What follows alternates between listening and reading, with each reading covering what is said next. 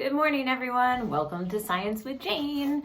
It is Monday morning, March 23rd, and this is my second week of doing this daily video. So our topic for today is rainbows and unicorns. Now, I would like you to raise your hand if you totally, absolutely love everything to do with rainbows and unicorns. Go. Okay. Now, I would like you to raise your hand if you're a little bit sick of everything being rainbows and unicorns, like shirts and like stationery. Raise your hand. Okay, well, perfect. This episode is for all of you because we are going to look at the science behind rainbows and unicorns. So if you super duper love them, great. If you're kind of sick of them, this is a different approach to science, to rainbows and unicorns that you might appreciate. So let's start with unicorns. I recommend that you go to the link that's posted at the bottom of this video and click right here, and you will listen to this lovely Brains On podcast, which will reveal the scientific mysteries of unicorns. It's super cool and maybe unexpected. All right, here on this video, we are going to focus on rainbows. So rainbows are super cool. Raise your hand if you've seen a rainbow in the sky. I've seen some really cool rainbows. Like, they're so amazing. It's like, and just like out of the blue, or really out of like kind of a cloudy, rainy day, all of a sudden you get a rainbow. It's awesome. So humans have been noticing rainbows in the sky for as long as humans have been able to see rainbows, which is interesting because we call rainbows visible light. So is it visible? Anyway, we'll talk about that later. So rainbows have a lot of meaning to a lot of different people. In some religions, rainbows are a symbol of God's love. Some people use rainbows to symbolize that everyone should love everybody in all sorts of ways, and that's pretty awesome too. Rainbows are also a symbol of hope because after a storm, you get a rainbow because the sun is coming out. So I think rainbows are a perfect sort of symbolic thing to investigate today. All right, and also, guess which scientist discovered what's really going on with rainbows? That's right, our friend, Sir Isaac Newton. Once again, this guy had a lot of time on his hands when he was quarantined. You can go back to some earlier episodes if you want to know more details. And one of the things he did was he sort of established the science of what we call optics, which is how light works. And he was the first person to show that the colors of the rainbow are actually already inside the light that comes from the sun. And he was able to sort of like separate those colors out and show, and then he actually was able to, using a second prism, put those colors back together, which no one had really figured out before. So Newton is super cool, and he worked out a lot of the information about rainbows. I recommend that you watch, you don't have to do it right now, but if you want sort of an intro on rainbows, or at the end, you can watch the video from the They Might Be Giants song, Roy G. Biv. Now, Roy G. Biv, you'll discover in the song, but I'll give you a little hint. The letters of that name spell out the colors of the rainbow. So that's a handy way to remember the colors of the rainbow. Okay, so now we are going to move on to our activity. So the activity, most of the activity is going to be the same for younger kids and older kids. And again, this document is in the link at the bottom of this video. So rainbows happen when light is both refracted and dispersed. So let's explain what that means. So number one, the light has to get bent, which is refracted, which means it has to change what the light is traveling through. It has to go through a different substance so it bends, okay? And then the dispersion is spreading out to its different colors. So we're going to first do an activity just to show refraction, which is light bending. You've probably noticed this before. Here's what you need to do. Get a pencil or a pen, or even you could use your finger, and a glass of water. It has to be something you can see through, so it could be clear plastic. Put the pen or pencil in the water and look at it from the side and draw what you see. You will notice that as the light is going to your eyes from the pen or pencil, goes through the air versus through the water, it's going to travel slightly differently. So you're going to see the pencil look a little strange, okay? So you got to look at it from the side. So you can draw that right there. That's refraction. That's the change in direction of the light traveling because you've changed the substance that the light is traveling through. Excellent. But that doesn't give you a rainbow because you have to get refraction and dispersion at the same time. And you also need refraction that's happening so that the different wavelengths of light, the different colors, are refracting at a different, refracting differently so that they spread out. Okay, so Sir Isaac Newton used what's called a prism to do that. A prism is a usually triangularly shaped piece of glass. You might have a prism at home or you might not. If you don't have like an actual prism to use in science experiments, which I don't have at home, actually in one of the doors, my front door, some of the glass on the edges is cut on an angle, and that actually works as a prism on a sunny day. Some people might have little hanging prisms that are kind of an oval shape on like a wind chime or something like that. So you might find something like that too. But I also have directions here to make your own rainbow making machine. Okay, so I included a photo because it's a little hard to set up here in the treehouse. But essentially, you have a tub of water, like halfway full of water. So I would I used a flat, here, let me show you, a flat Tupperware. You want to like put it down and then pour water into it. Don't try to fill this with water and carry it across the floor because, well, on the plus side, then you'll clean your floor when you clean that up. But you probably want to put this down on a counter, pour some water into it about halfway. And then you need to put a mirror angled. And you can play around with the different angles. So at one end, I put a mirror that's angled. And then I have a flashlight right here. And then a piece of paper.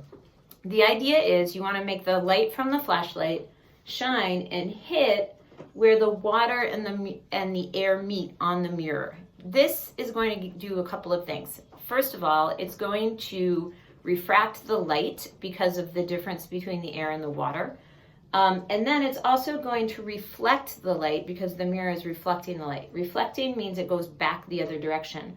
And then, and again, you have to kind of play around with the angle, you will be able to capture your rainbow on the piece of paper, okay? The way that worked for me, and again, it depends on the angle of your mirror, is to have my mirror here, and again, there would be water in this, and then I would have the flashlight basically kind of level on the edge of the bin. I actually angled my mirror more to make it work in this position.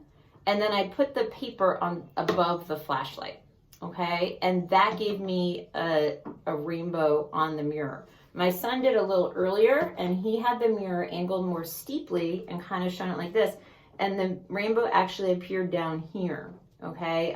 Sort of under the flashlight. So you can play around with different angles. This is difficult. So if it doesn't work at first, that's okay. And if you can't get it to work, you could actually do the next part of the activity just based on the photo that I posted.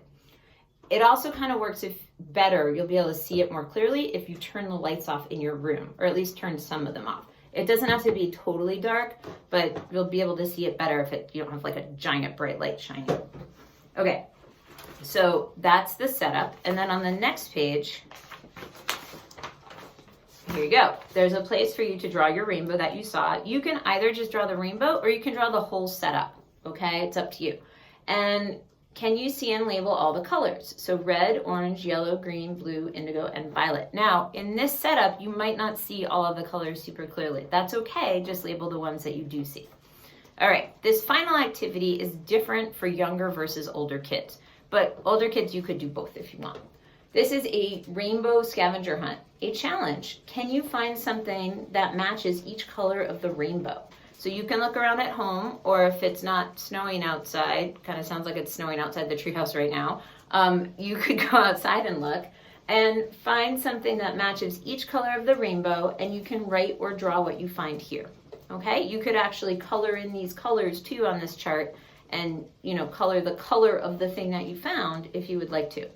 So that's the younger kid version. You should definitely watch the Roy G. Biv song that I posted back on the first page. And now I'm going to go for the older kids, we're going to do the older kids. So younger kids, see you tomorrow. Have an awesome day.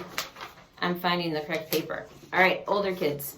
So do those first 2 pages of the activity just the same. And now we're going to get into something a little more complex. And we're going to talk about what's called wavelength. So as I mentioned earlier, the way that wavelengths work is that you have that basically different colors of light are actually different wavelengths. So you can click here and look at the graphic at the top of the page, and you're going to use it to write in the wavelengths for each color. So this chart is very similar to the scavenger hunt one on the younger kid ones, except here you're going to write wavelength. So a little bit about wavelength. So a wavelength, so light travels in waves. So like you can think about waves like this. And a wavelength length is the distance between the top of one wave and the top of the next wave. And the waves of light are very, very, very small. They're measured in something called nanometers. A nanometer is a billionth, so like decimal points here, of a meter. That's very, very tiny. 500 nanometers, which is one of the things that you'll discover here, is like in the range of what light looks like. 500 nanometers is the thickness of the layer of soap around a bubble. So it's not the thickness of the bubble, it's the thickness of the soap that forms the outer surface of a bubble. So it's very, very, very, very small.